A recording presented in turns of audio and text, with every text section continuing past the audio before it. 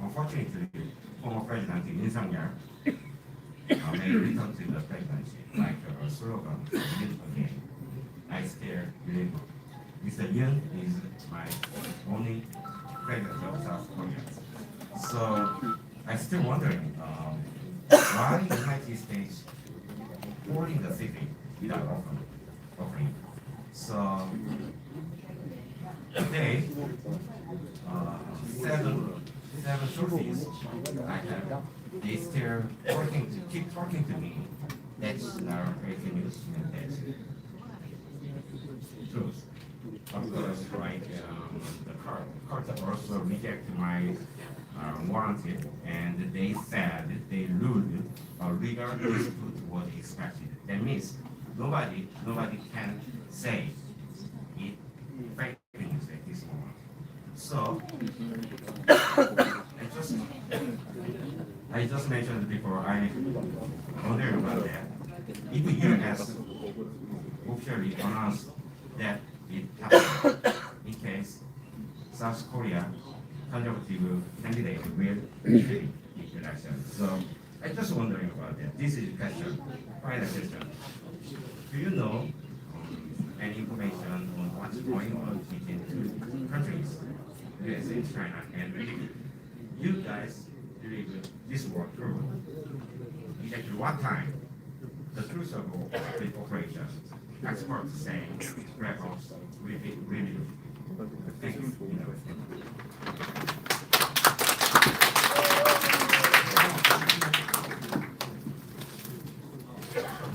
I'm not aware of anything from the U.S. government that is corroborating an operation as you describe it. Obviously, something happened on the time that President Yoon declared national law. I don't know if we have all the facts presently in terms of what happened. I'll also say that if a covert operation happened, I don't know if it would be publicly disclosed. And so I do think that a fair inquiry into what happened is a good thing. I do think that there should be freedom for the media and the press and free speech as well. But I don't have any insights in terms of what may or may not have covertly happened. I do not know any detail about this, so I'm not going to speak to the U.S. government. I'm not read on any of these details. But I will tell you that I am concerned about Chinese malign influence. This whole Japan signed the agreement on police training with China. This is unbelievable what's going on in South Korea. This is Hong Kong 2.0 all over again. This is how they took down Hong Kong, infiltrated police units into Hong Kong. It's not coming. It's very dangerous.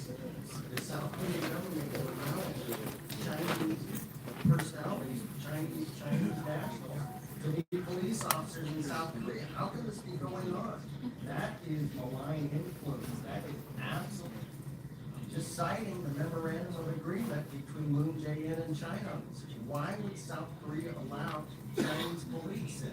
And what about Chinese allowed to vote in local elections? This is the same problem that happened in America with illegal aliens co-mingling on the legal vote at the national level. Very dangerous again. So clearly there is a rush of Chinese malign influence operations. We don't know about the National Election Commission. They appear to be, the National Intelligence Service says they have great concern over the security of the election, yet the National Election Commission says it's safe and secure. We've heard that before, okay? In America, we heard that. It's a lie. Anything can be hacked into. Every government agency, including the National Election Commission, should be subject to audit, to investigation. No government agency is above that. So that is really, the manifest evidence is out there already in Chinese police, Chinese voting. South Korea, please, you can't allow this. So it is ongoing, and I just point to Moon Jae-in's memorandum with China.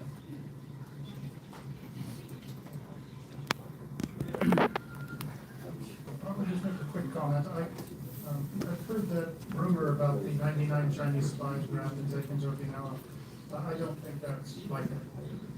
That's just my take on it. But what John has said, what you see with the problems with the South Korean election system, this is, I think, part and parcel of really an effort by the People's Republic of China ultimately to dominate South Korea. So who benefits from chaos in South Korea?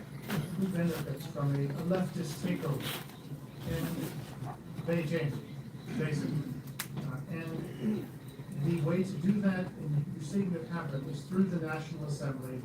And if you can use the election system to get overwhelming control of the National Assembly, you can then make it impossible for a president to govern.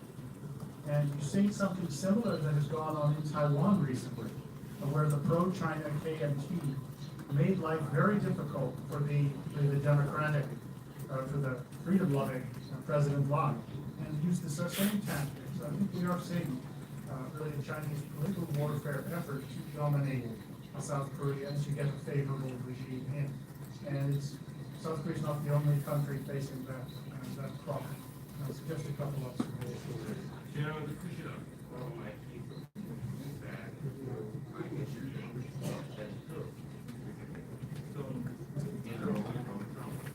Please repeat the next question.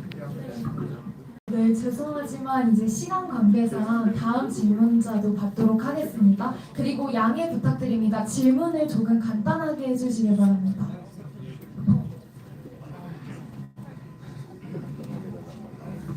This is Chana from Channel News. It's nice to see you again. Thank you so much. I hope you had a good time of rest. I would like to ask a question about the U.S. and South Korea relationship. First of all, we've had reports that U.S. is considering redeploying about 4,500 troops to Indo-Pacific instead of staying South Korea. So, as South Koreans, we are afraid of that a little bit. But how likely is it? That's my first question. And second, if, I will not say the candidate's name, but if a pro-China candidate were to win and the South Korean nation becomes pro-China, would there be a chance of more deployment or even withdrawal of U.S. troops from South Korea? Thank you. I would want to start by saying that the troop level of the United States military here in South Korea has gone up and down within a range over the years. And so I don't think you would need to be too alarmed or too concerned if there is some adjustment to that. Now, if there was a complete withdrawal, that I think would be a different story. But I don't think that's really being contemplated. There is a mutual defense treaty that was signed and ratified between South Korea and the U.S. And I think the U.S. knows that the single biggest deterrent against potential North Korean aggression against South Korea is the U.S. commitment to defend South Korea. I will also say this: the South Korean forces have gotten stronger and stronger in general, and so the ability of South Korea to defend itself, I think, has gotten stronger over the years, over the decades as well. And so that should be recognized as well. But I think South Korea is critical in the geopolitical space in regards to how America, the American government thinks about the Indo-Pacific as a counter to the Chinese Communist Party. And so South Korea is an important part of that, such a key ally. And I would beware of attempts by media sources and places like that who would try to weaken the confidence that South Koreans have in the US-Korean alliance. I have heard that from South Korean governmental officials, and I think it's overblown, to be honest. I don't think President Trump has any intention to just give away South Korea. I don't think President Trump has an intention to say, okay, North Korea, Chinese Communist Party, if you want to take over South Korea, go ahead. I don't think that is his approach or his position. And so be careful. There are, in America, for example, sources too that would try to undermine your confidence in the United States, in President Trump, in the alliance. And I would be cautious before you put too much weight on those sorts of sources, because it is a very special relationship and alliance that the US and South Korea share together. And I think there should be confidence in that rather than doubt and insecurity in regards to it. And so I want to encourage Korea to know that the US cares about South Korea and considers it to be such a close ally, and there should be confidence in that, there should be assurance of that, and I want to encourage that sort of confidence and assurance.